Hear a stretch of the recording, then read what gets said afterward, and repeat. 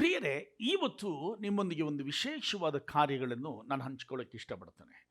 ಕಾರಣ, ಅನೇಕ ಜನಗಳಿಗೆ ಕುಟುಂಬದಲ್ಲಿ ನೋಡಬೇಕಾದ್ರೆ ಅವರು ಸಭೆಗೆ ಹೋದರೂ ಸರಿ, ದೇವರ ಸನ್ನಿಧಿಯಲ್ಲಿ ಆತ್ಮಿಕವಾಗಿ ಒಂದು ವೇಳೆ ಕಾಣಲ್ಪಟ್ಟರು, ಅವರು ಕಾಣಿಕೆಗಳನ್ನು ಕೊಟ್ಟರು, ಅವರು ತಪ್ಪದೆ ಸಭೆಗೆ ಹೋದ್ರು, ಪ್ರಾಬ್ಲಮ್ಗಳಿದ್ದಾರೆ, ಕಣ್ಣೀರಲ್ಲಿದ್ದಾರೆ. ಅನೇಕ ಸಮಯಗಳಲ್ಲಿ ಲಾಸ್ಗಳಿದ್ದಾರೆ, ಬಡ್ಡಿ ತಗೊಳ್ತಾ ಇದ್ದಾರೆ. ಇನ್ನು ತನ್ನ ಕುಟುಂಬದಲ್ಲಿ ಒಂದು ಆಶೀರ್ವಾದ ನೆಲೆಗೆ ಬರೋಕ್ಕೆ ಸ್ಥಿತಿ ಆಗ್ತಾ ಇಲ್ಲ. ಕಾರಣ ಏಕೆ? ವಾಕ್ಯಗಳಲ್ಲಿ ಹೇಳಲ್ಪಡುವ ವಾಗ್ದಾನಗಳು ಬೇಕಾದಷ್ಟಿದೆ. ಆ ವಾಗ್ದಾನಗಳನ್ನ ಸ್ವತಂತ್ರಿಸಿಕೊಳ್ಳಲು ಆಗದೇ ಇರುವ ಕಾರ್ಯಗಳಿವೆ. ಆದ್ದರಿಂದ ನಾವು ಏನಕ್ಕೋಸ್ಕರ ಅಂತ, ನಮಗೆ ಈ ಜೀವನದಲ್ಲಿ ಆಶೀರ್ವಾದವಿಲ್ಲದೆ ಯಾವಾಗಲೂ ಕಣ್ಣೀರು, ಯಾವಾಗಲೂ ಸಮಸ್ಯೆಗಳು, ಇದರಲ್ಲಿ ನಮ್ಮ ಜೀವನ ಹೋಗ್ತಾ ಇದೆ. ಯಾಕೆ? ಆ ಕಾರಣ ಅಂತಂದ್ಬಿಟ್ಟು ನಾವು ಕಂಡುಹಿಡಿಯೋಕ್ಕೆ ಹೋಗ್ತೀವಿ. ಯಾಕೆಂದರೆ ಹಾಸ್ಪಿಟ್ಲ್ಗೆ ಹೋಗ್ತೀವಿ ಅಂದ್ಕೊಳ್ಳಿ. ಹಾಸ್ಪಿಟ್ಲಿಗೆ ಹೋದಾಗ ಫಸ್ಟ್ ಡಾಕ್ಟ್ರ್ ಎದ್ದ ತಕ್ಷಣ ಹೇಳ್ತಾರೆ ಏನಂತಂದ್ಬಿಟ್ಟು, ನಿನಗೇನು ಕಾಯಿಲೆ, ಏನು ಪ್ರಾಬ್ಲಮ್ ಅಂತ ಹೇಳ್ತಾರೆ. ಆವಾಗ ನಮ್ಮ ಪ್ರಾಬ್ಲಮ್ಗಳು ಹೇಳಿದ ತಕ್ಷಣ ಅವರು ತಕ್ಷಣ ಔಷಧಿ ಕೊಟ್ಬಿಡಲ್ಲ. ಒಂದು ವೇಳೆ ಕ್ಲಿನಿಕ್ನಲ್ಲಿ ಕೊಡ್ತಾರೆ, ಆದರೆ ಹಾಸ್ಪಿಟ್ಲಲ್ಲಿ ಏನು ಮಾಡ್ತಾರೆ ಗೊತ್ತಾ? ಮೊದಲು ಏನು ಮಾಡ್ತಾರೆ, ಈ ಬ್ಲಡ್ ಟೆಸ್ಟ್ ಮಾಡು, ಈ ಬ್ಲಡ್ ಟೆಸ್ಟ್ ಮಾಡು, ಇದನ್ನು ಮಾಡು, ತಗೊಂಬ ಅಂತಂದ್ಬಿಟ್ಟು ಆ ಬ್ಲಡ್ ಟೆಸ್ಟ್ ತಗೊಂಬಂದ್ಮೇಲೆ ಅದರೊಳಗೆ ಈ ಕಾಯಿಲೆಗೆ ಏನು ಕಾರಣಗಳಿವೆ ಅಂತಂದ್ಬಿಟ್ಟು ಅದನ್ನು ನೋಡಿ ಅದಕ್ಕೆ ತಕ್ಕಂಗೆ ಟ್ರೀಟ್ಮೆಂಟ್ ಕೊಡ್ತಾರೆ. ಅದೇ ಪ್ರಕಾರವಾಗಿ ಇವತ್ತು ನಮ್ಮ ಸಮಸ್ಯೆಗಳಿದೆ, ಆ ಸಮಸ್ಯೆಗಳಿಗೆ ಕಾರಣ ಹುಡುಕಬೇಕಾಗಿದೆ. ಅದರಿಂದ ನಮ್ಮ ಜೀವಿತದಲ್ಲಿ ಅನೇಕ ಸಂತೋಷನ ಕಳ್ಕೊಂಡಿದ್ದೇವೆ, ನಾವು ನೆಮ್ಮದಿಗಳು ಕಂಡುಕೊಂಡಿದ್ದೇವೆ, ಮನೆಯಲ್ಲಿ ದರಿದ್ರಗಳೇ ತುಂಬಿದೆ, ಆಶೀರ್ವಾದಕ್ಕೆ ನಮಗೆ ಬರ್ತಾ ಇಲ್ಲ, ಕುಟುಂಬದಲ್ಲಿ ಒಂದು ಸಮಾಧಾನ ಇಲ್ಲ. ಇದಕ್ಕೆಲ್ಲ ಕಾರಣ ನಾವು ಕಂಡುಹಿಡಿಯಕ್ಕೆ ಹೋಗೋಣ. ದೇವರ ಸನ್ನಿಹದಲ್ಲಿ ಇದಕ್ಕೆ ಯಾರು ಕಾರಣ ಅಂತ ನಾವು ನೋಡೋಕೆ ಹೋಗೋಣ. 2 ಕೊರಿಂಥಿಯ 2ನೇ ಅಧ್ಯಾಯದಲ್ಲಿ 11ನೇ ವಚನಗಳಲ್ಲಿ ಪೌಲನು ಕೊರಿಂಥಿಯ ಸಭೆಗೆ ಒಂದು ಎಚ್ಚರಿಕೆಯ ವಚನಗಳನ್ನು ಕೊಡ್ತಾರೆ. ಏನು ಅಂದರೆ, ಸೈತಾನನು ನಮ್ಮನ್ನು ವಂಚಿಸಿ ನಷ್ಟಪಡಿಸಬಾರದು, ಅವನ ಯೋಚನೆಗಳನ್ನು ನಾವು ಅರಿಯದವರಲ್ಲವಲ್ಲ ಅಂತ ಹೇಳ್ತಾನೆ.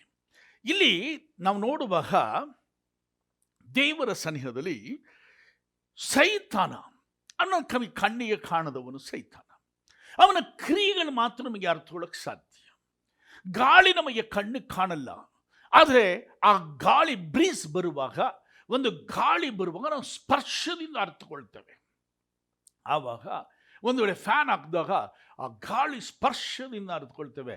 ಗಾಳಿ ಜಾಸ್ತಿ ಆಯ್ತು, ಚಳಿ ಆಯ್ತಾನೆ ಫ್ಯಾನ್ ಆಫ್ ಮಾಡ್ಕೊಳ್ತೀವಿ. ಆ ಥರವಾಗಿ ಇಲ್ಲಿ ಪೌಲನು ಕೊರಿಂಥಿಯದವ್ರಿಗೆ ಹೇಳ್ತಾರೆ, ಕೊರಿಂಥಿಯ ಸಭೆ ಸಾಧಾರಣ ಸಭೆಯಲ್ಲ, ಆತ್ಮಿಕದಲ್ಲಿ ಬೆಳೆದ ಸಭೆ. ಆದ್ದರಿಂದ ಈ ಬೆಳೆದ ಸಭೆಗೆ ಈ ಒಂದು ಪೌಲನು ಹೇಳುವ ಕಾರ್ಯಗಳು, ಸೈತಾನನನ್ನು ವಂಚಿಸಿ ನಷ್ಟಪಡಿಸಬಾರದು. ಯಾಕೆಂದರೆ ಅವನ ಯೋಚನೆಗಳನ್ನು ನಾವು ಅರಿಯದವರಲ್ಲವಲ್ಲ. ಅವನ ಯೋಚನೆ ನಮ್ಗೆ ಗೊತ್ತಿಲ್ಲ, ಯಾವ ಥರ ಬರ್ತಾನೆ, ಹೇಗೆಲ್ಲ ಬರ್ತಾನೆ, ಹೇಗೆಲ್ಲ ನಮ್ಮನ್ನು ಮೋಸ ಮಾಡ್ತಾನೆ ನಮ್ಗೆ ಗೊತ್ತಿಲ್ಲ. ಆದ್ದರಿಂದ ಸೈತಾನು ಡೈರೆಕ್ಟಾಗಿ ಬಂದರೆ ಅಟ್ಯಾಕ್ ಮಾಡ್ಬೋದು, ಆದರೆ ಅವನು ವಂಚಿಸ್ತಾನೆ. ವಂಚಿಸಿ ಹೇಗಾದರೂ ಮಾಡಿ ನಮ್ಮ ಆಶೀರ್ವಾದಗಳನ್ನ ಕಿತ್ಕೊಂಡು ಹೋಗ್ತಾನೆ. ಒಂದ್ಸಲಿ ನಿಮ್ಗೆ ಸ್ವಲ್ಪ ಅರ್ಥ ಆಗಂಗೆ ಹೇಳಿದ್ರೆ, ಒಂದ್ಸಲಿ ಒಬ್ಬ ತಂದೆ ಏನು ಮಾಡ್ತಾನೆ, ಮಗನಿಗೆ ಹೋಗ್ಬಿಟ್ಟು ಸಂತೆಲಿ ಒಂದು ಒಳ್ಳೆ ಕುರಿ ತಗೊಂಬಂದು ದುಡ್ಡು ಕೊಡ್ತಾನೆ. ತಕ್ಕೊಂಡು ಬರ್ತಾ ಇರುವಾಗ ಈ ಮಗ ಒಳ್ಳೆ ಚೆನ್ನಾಗಿ ಕಟ್ಟುಮಸ್ತಾಗಿ ಚೆನ್ನಾಗಿದ್ದಾನೆ, ಒಳ್ಳೆ ಪೈಲ್ವಾನ್ ಥರ ಇದ್ದಾನೆ. ಕುರಿ ತಗೊಂಬಂದ ತಂದೆ ಹೇಳಿದ ಪ್ರಕಾರದಲ್ಲಿ. ಆಗ ದಾರಿಯಲ್ಲಿ ಬರ್ತಾರೆ 3 ಜನ ಕಳ್ಳರುಗಳಿದ್ರು. ಈ ಕಳ್ಳರು ನರಪೇತಲ್ ಥರ ಇದ್ದಾರೆ, ಸಣ್ಣಗಿದ್ದಾರೆ, ಒಂದು ಓಡಿದ್ರೆ ಸತ್ತೋಗ್ಬಿಡ್ತಾರೆ ಹಂಗವ್ರೆ. ಆದರೆ ಅವರಿಗೆ ಒಂದು ಆಸೆ, ಈ ಕುರಿನ ಹೆಂಗಾರು ಕದ್ದು ಬಿಡೋಣ ಅಂತ. ಆ ಸಮಯದಲ್ಲಿ 3 ಜನ ಮಾತಾಡಿಕೊಂಡು ಒಂದು ಐಡಿಯಾ ಮಾಡಿದ್ರು. ಸ್ವಲ್ಪ ದೂರ ಹೋಗ್ತಾ ಇದ್ದಾಗ ಈ ಕುರಿ ತಗೊಂಡಿದ್ದನ್ನು ಸಂಸ್ಬಿಟ್ಟು ಅವ್ನು ಕೇಳ್ತಾರೆ, ಹೆಂಗಪ್ಪ ಇದೆಯಾ, ಎಲ್ಲಿ ಹೋಗ್ತಾ ಇದೆಯಾ ನೀವು ಅಂತ ಕೇಳುವಾಗ, ನಾನು ಈ ದಾರಿ ಹೋಗ್ತಾ ಇದ್ದೀನಿ. ಓ, ಎಲ್ಲಿ ಸಂತೆಗೆ ಹೋಗಿದ್ದೀರಾ? ಹೌದು, ನಮ್ಮ ತಂದೆ ಕುರಿ ಥರ ಕೇಳೋದು, ತೊಗೊಂಬರ್ತಾ ಇದ್ದೀನಿ. ಇದು ಕುರಿಯಲ್ಲಪ್ಪ, ಇದು ಕತ್ತೆ ತೊಗೊಂಡಿದೆಯಲ್ಲಪ್ಪ ಅಂತ ಹೇಳ್ದ. ಅವನು ಹೇಳ್ದ, ಇಲ್ಲ ಸರ್, ಇದು ಕುರಿ. ಇಲ್ಲ, ನನ್ನ ಕಣ್ಣು ಕಾಣಲ್ವಾ, ಇದು ಕತ್ತೆ, ಏನಯ್ಯ ಇದು ಅಂತ ನಕ್ಕೊಂಡು ಅವನು ಹೊಟ್ಟದ. ಸ್ವಲ್ಪ ದೂರ ಹೋಗಿದ ತಕ್ಷಣ ಇನ್ನೊಬ್ಬ ಕಳ್ಳ ಬಂದ. ಅವನು ಕೇಳ್ದ, ಸರ್ ಯಾವ ಊರಿಗೆ ಹೋಗ್ತಾ ಇದ್ದೀರಾ, ಎಲ್ಲಿ ದಾರಿಲಿ? ಸಂತೆಗೆ ಹೋಗ್ಬಿಟ್ಟು ಒಂದು ಕುರಿ ತೊಗೊಂಬರ್ದು. ಕುರಿನಾ ಇದು? ಕತ್ತೆಯ್ಯ ಅಂದಲ್ವಾಗ, ಯಾ ಕುರಿನಯ್ಯ, ಯಾ ನನ್ನ ಕಣ್ಣು ಕಾಣಲ್ವ ಕತ್ತೆ ಅಂತಂದ್ಬಿಟ್ಟು ಅವನು ಪರಿಹಾಸ್ಯ ಮಾಡ್ಬಿಟ್ಟು ಹೊರಟೋಗ್ಬಿಟ್ಟ. ಸ್ವಲ್ಪ ದೂರ ಹೋಗಿದ ತಕ್ಷಣ ಇನ್ನೊಬ್ಬ ಕಳ್ಳ ಬಂದ. ಯಾ ಸ್ವಲ್ಪ ಬೀಡಿಗೆ ಬೆಂಕಿ ಕೊಡ್ತೀಯಾ ಅಂತ ಕೇಳ್ದ. ಬೆಂಕಿ ಕೊಟ್ಟಿದ ತಕ್ಷಣ ಅವ್ನು ಕೇಳ್ದ, ಎಲ್ಲಿ ಹೋಗ್ತಾ ಇದ್ದೀರಾ, ಯಾವ ಊರಿಗೆ, ಎಲ್ಲಿ ಸಂತೆಗೆ ಹೋಗಿದ್ರಾ ಅಂತ ಕೇಳಿದಾಗ, ಹೌದು ಕುರಿ ತರಕ್ಕೆ ಹೋಗಿದ್ದೆ. ಸರ್ ಇದು ಕುರಿ ಅಲ್ಲ ಸರ್, ಕತ್ತೆ ಇದು. ಕುರಿಯಯ್ಯ, ಇಲ್ಲ ಕತ್ತೆ, ನನ್ನ ಕಣ್ಣು ಕಾಣಲ್ವಾ ಅಂತಂದ. ಹೇಳ್ಬಿಟ್ಟು ನಗ್ಬಿಟ್ಟು ಕುರಿನ ಕತ್ತೆನೋ ಕುರಿ ಅಂತ ಅವನು ಏನ್ಬಿಟ್ಟು ಹೋಗ್ಬಿಟ್ಟ. ಹೋಗಿದ ತಕ್ಷಣ ಅವನು ಅಂದ್ಕೊಂಡ, ನನ್ನ ಕಣ್ಣು ಕುರಿ ಕಾಣ್ತದೆ, 3 ಜನ ಕಣ್ಣಿಗೆ ಕತ್ತೆ ಕಾಣ್ತಾ ಇದ್ದೆ. ನಮ್ಮಪ್ಪ ಒಂದರೆ ಕತ್ತೆ ತಗೊಂಡೋದ್ರೆ ಏನಾದ್ರು ಹೊಡೆದು ಬಿಟ್ರೆ, ನನ್ನ ಮನೆ ಬಿಟ್ಟು ಓಡಿಸ್ಬಿಟ್ರೆ ಏನು ಮಾಡೋದು ಅಂತ ಆವಾಗ ಏನು ಮಾಡ್ಬಿಟ್ಟ, ಆ ಕುರಿನ ಬಿಚ್ಚಿಬಿಟ್ಬಿಟ್ಟ. ಈ 3 ಜನ ಕಳ್ಳು ತಗೊಂಡ್ರು. ಹೆಂಗೆ ವಂಚಿಸ್ತಾರೆ ನೋಡಿ. ಆ ಥರವಾಗಿ ಸೈತಾನ್ ಇವತ್ತು ನಮ್ಮ ಜೀವಿತದಲ್ಲಿ ಅನೇಕ ವಿಧದಲ್ಲಿ ವಂಚಿಸ್ತಾನೆ. ಮೊದಲನೇದಾಗಿ ವಂಚನೆ ಮಾಡುವ ವಿಧಗಳು ನೋಡ್ತೀವಿ.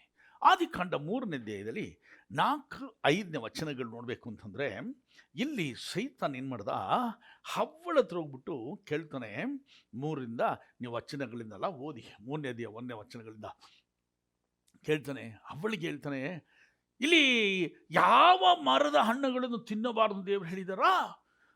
ಅವಳು ಗೊತ್ತು ಹೇಳ್ತಾಳೆ, ಎಲ್ಲ ಮರದ ಹಣ್ಣುಗಳನ್ನು ತಿನ್ನಬಾರ್ದು, ಅರೆ ಒಳ್ಳೆ ನಡುವಲ್ಲಿರುವ ಒಳ್ಳೆದ ಕೆಟ್ಟದ ಮರಗಳನ್ನು ಹರಿವನ್ನು ಹುಟ್ಟಿಸುವ ಮರದ ಹಣ್ಣನ್ನು ತಿನ್ನಬಾರ್ದು ಅಂತ.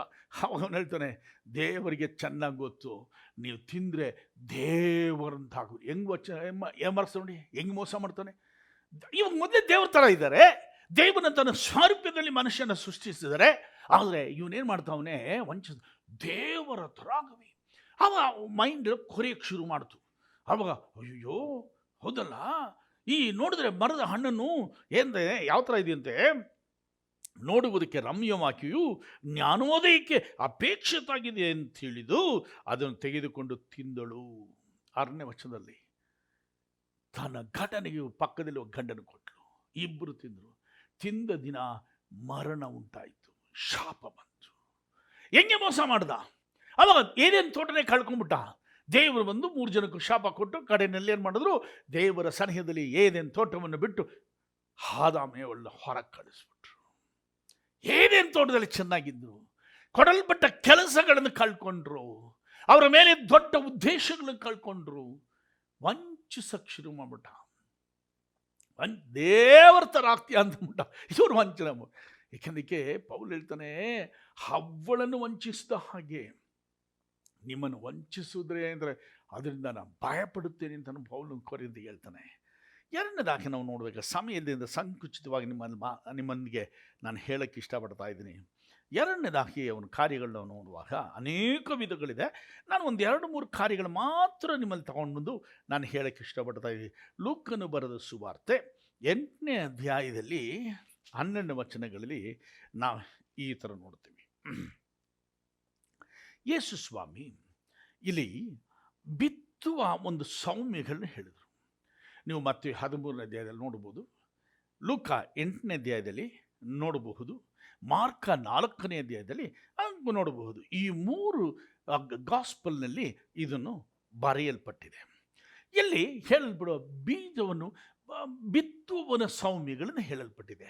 ಬಿತ್ತುವನು ಬಿತ್ತುವುದಕ್ಕೆ ಹೊರಟು ಹೋಗುವಾಗ ಬಿತ್ತುವಾಗ ಕೆಲವು ಬೀಜ ದಾರಿ ಮೊಗ್ಗಲಲ್ಲಿ ಬಂತು, ಕೆಲವು ಬೀಜ ಆ ದಾರಿ ಮೊಗ್ಗಲಲ್ಲಿ ಬಿದ್ದ ಬೀಜಗಳನ್ನು ಏನು ಮಾಡಿದೆ, ಹಕ್ಕಿಯು ಬಂದು ತಿಂದುಕೊಂಡು ಹೊರಟೋಯ್ತು.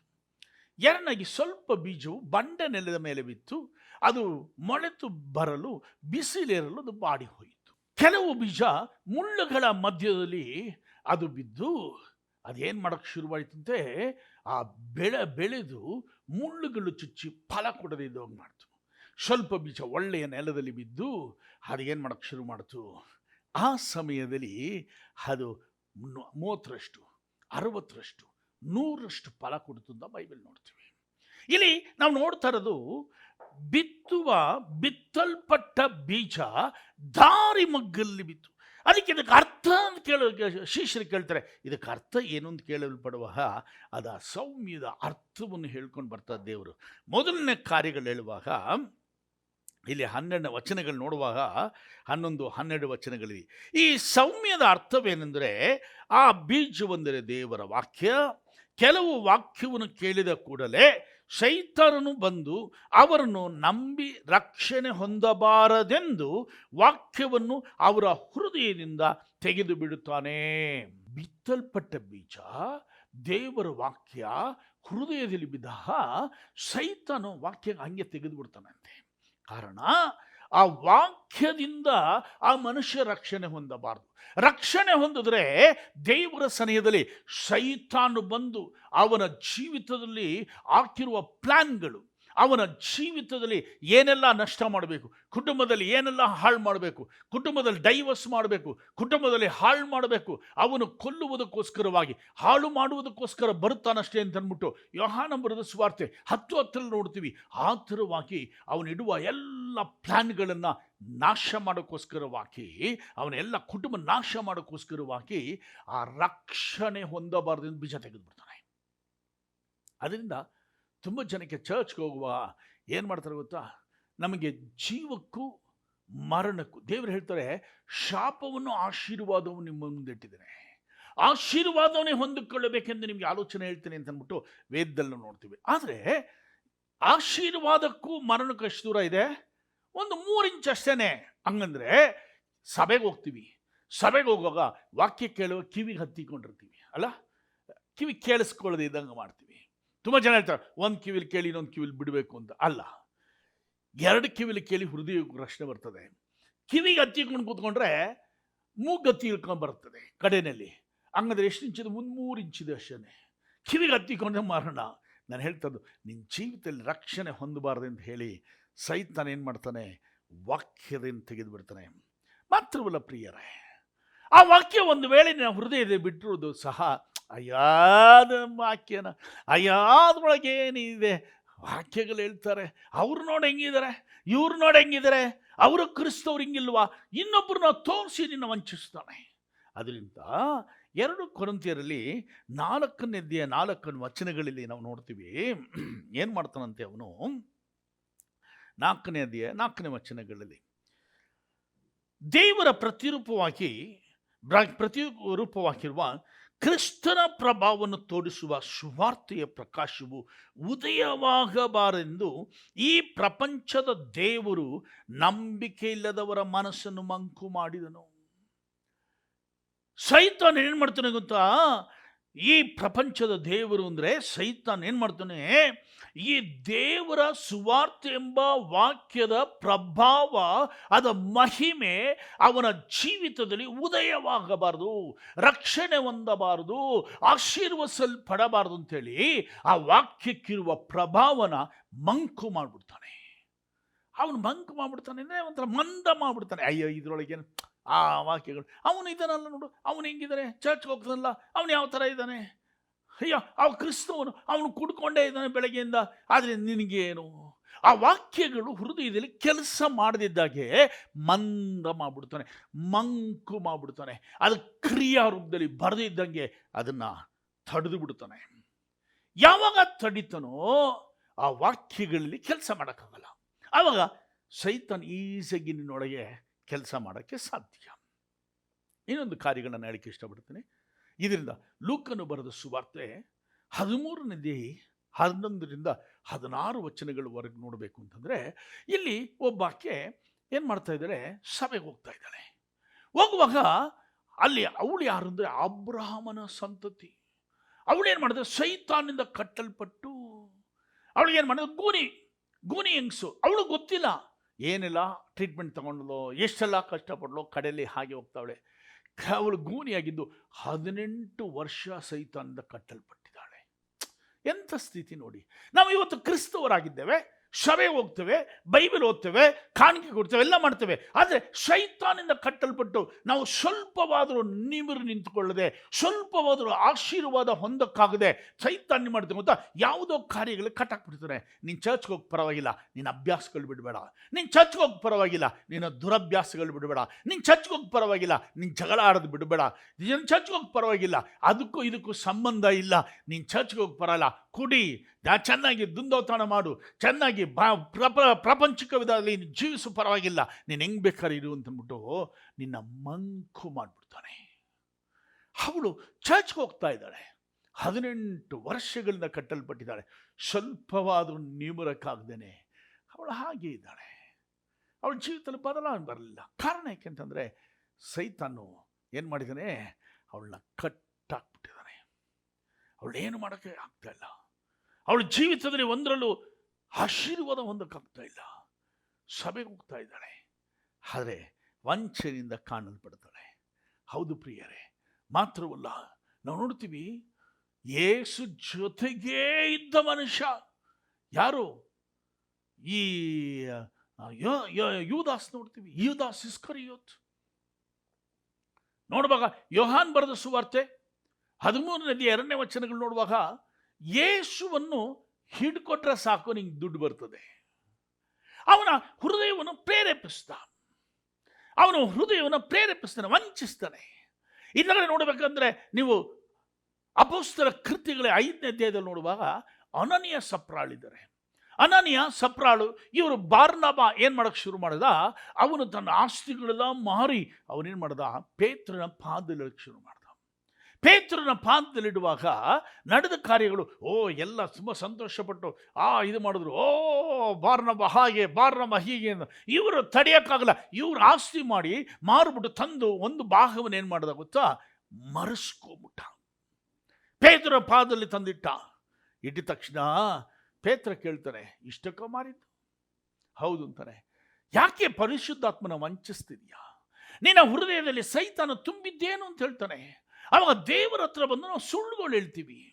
ಅವನು ಹೇಳ್ತಾನೆ, ಪೇತ್ರ, ಇದಕ್ಕೆ ಮಾರುವುದಕ್ಕಿಂತ ಮುಂಚೆ ನಿನ್ನ ಹಣ, ನಿನ್ನ ಆಸ್ತಿ ನಿಂತರೇನಿತ್ತು, ದುಡ್ಡು ನಿಂತರೇನಿತ್ತು. ಯಾಕೆ ಸೈತಾನಿಗೆ ವಂಚಿಸ್ದೆ? ಯಾಕೆ ವಂಚಿಸ್ದೆ? ಸೈತಾನಿನ ಹೃದಯವನ್ನು ತುಂಬಿಕೊಂಡದ್ದೇನು ಅಂತ ಕೇಳ್ತಾನೆ.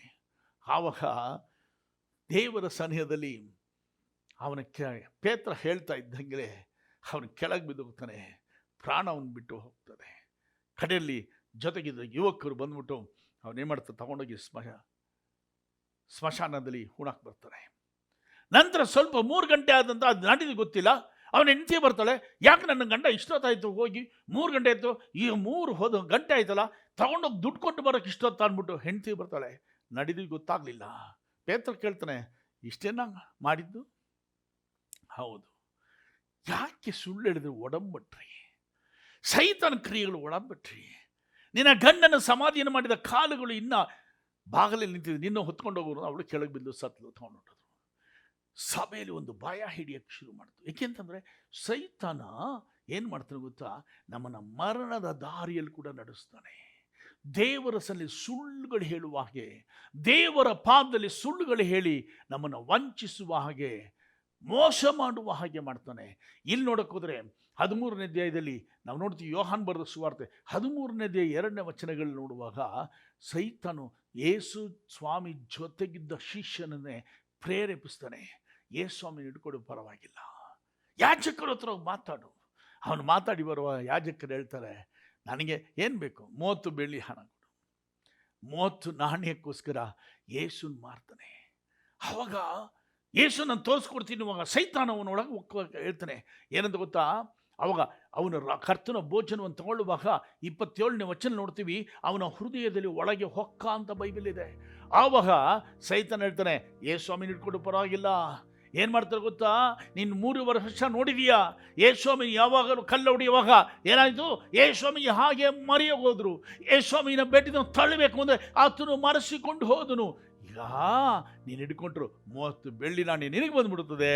ಯೇಸು ಸ್ವಾಮಿ ಮರೆಸ್ಕೊಂಡಾಗ್ಬಿಟ್ಟು ಹೋಗ್ತಾರೆ, ದುಡ್ಡು ನಿನಗೆ, ನೆಲ ತಗೋಬೋದು ಅಂತಂದ. ಹೆಂಗೆ ವಂಚನೆ ಮಾಡ್ತಾನೆ ನೋಡಿ.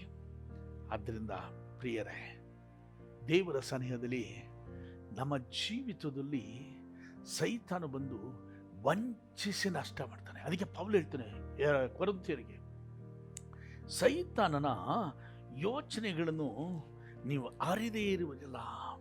ಆದ್ದರಿಂದ ನೀವು ಏನು ಮಾಡಬೇಕಾಗಿದ್ದಂತೆ ಎಚ್ಚರಿಕೆಯಿಂದ್ರಿ. ಸೈತಾನು ನಮ್ಮನ್ನು ವಂಚಿಸಿ ನಷ್ಟಪಡಿಸಬಾರದು. ನಮ್ಮ ಜೀವಿತದಲ್ಲಿ ಏನೆಲ್ಲ ನಷ್ಟಪಡಿಸಿದ್ದಾನೆ, ಎಷ್ಟೆಲ್ಲ ಮಾಡಿದ್ದಾನೆ.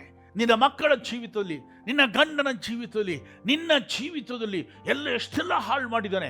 ಆದ್ದರಿಂದ ದೇವರ ಸನಿಹದಲ್ಲಿ ಕರ್ತನ ವಾಕ್ಯಗಳನ್ನು ಕೇಳಿ ಅದು ಹೃದಯದಲ್ಲಿ ಬಿತ್ತಲ್ಪಡುವಾಗ ಅದು ಸೈತಾನ್ ತಗೊಂಡು ಹೋಗ್ತಾನೆ. ಯಾಕೆಂತಂದರೆ ಅದು ನಂಬಿ ರಕ್ಷಣೆ ಹೊಂದಬಾರದೆಂದು ಹೇಳಿ ತಗೊಂಡು ಹೋಗ್ತಾನೆ.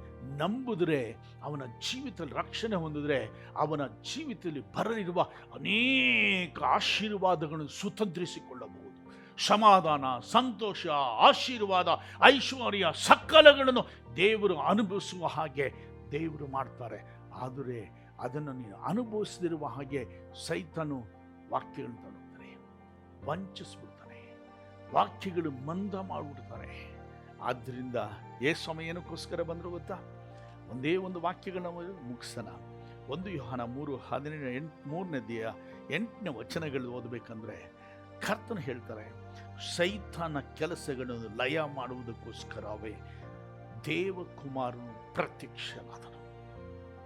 ಸೈತಾನನ ಏನು ಮಾಡಬೇಕಂದ್ರೆ ಕೆಲಸಗಳನ್ನು, ಅವನ ಕ್ರಿಯೆಗಳನ್ನು, ಅವನು ಮಾಡುವ ಕೆಲಸಗಳನ್ನು, ವಂಚಿಸುವ ಕಾರ್ಯಗಳನ್ನು ಲಯ ಮಾಡುವುದಕ್ಕೋಸ್ಕರವೇ, ಅವನ ಎಲ್ಲ ಕ್ರಿಯೆಗಳನ್ನು ಲಯ ಮಾಡಿ ನಿಮಗೆ ಜಯ ಕೊಡುವುದಕ್ಕೋಸ್ಕರ ಕ್ರಿಸ್ತನು ಬಂದನು. ಆದ್ದರಿಂದ ದೇವರ ಹತ್ರ ಕೇಳಿ, ಸ್ವಾಮಿ, ಪೌಲನು ಹೇಳಿದ ಹಾಗೆ ಸೈತಾನನ್ನು ವಂಚಿಸಬಾರ್ದು. ಆದ್ದರಿಂದ ನೀನು ನನಗೋಸ್ಕರ ರಕ್ತ ಸುರಿಸಿದ್ಯಾ, ನಿನ್ನ ರಕ್ತದಿಂದಲೂ ವಾಕ್ಯದಿಂದಲೂ ಕ್ರಿಸ್ತನಿಗೆ ಒಳಗೆ ಹಾಕಿ ನಾವು ದೇವರಿಟ್ಟಿರುವ ನಮಗೆ ಯೋಜನೆಗಳನ್ನು ದೇವರ ಸನಿಹ ಹೊಂದಿಕೊಂಡು ನಾವು ಆಶೀರ್ವಾದ ಜೀವಿಸಕ್ಕೆ ಕ್ರಿಸ್ತನು ನಮ್ಮನ್ನು ಕಾದುಕೊಂಡು ಬಲಪಡಿಸಿ ರಕ್ಷಣೆಯ ಮಾರ್ಗದಲ್ಲಿ ತೆಗೆದುಕೊಂಡು ಹೋಗಿ ಆತನ ಆಶೀರ್ವಾದವನ್ನು ಅನುಭವಿಸುವ ಹಾಗೆ ನಿನ್ನನ್ನು ದಾರಿಣಿಸುವುದಕ್ಕೋಸ್ಕರ ಒಪ್ಪಿಸಿಕೊಡುವ ಕರ್ತನು ಮಾರ್ಪಡಿಸೋಣ. ನಾನು ನಿಮಗೋಸ್ಕರ ಪ್ರಾರ್ಥಿಸಲಾ?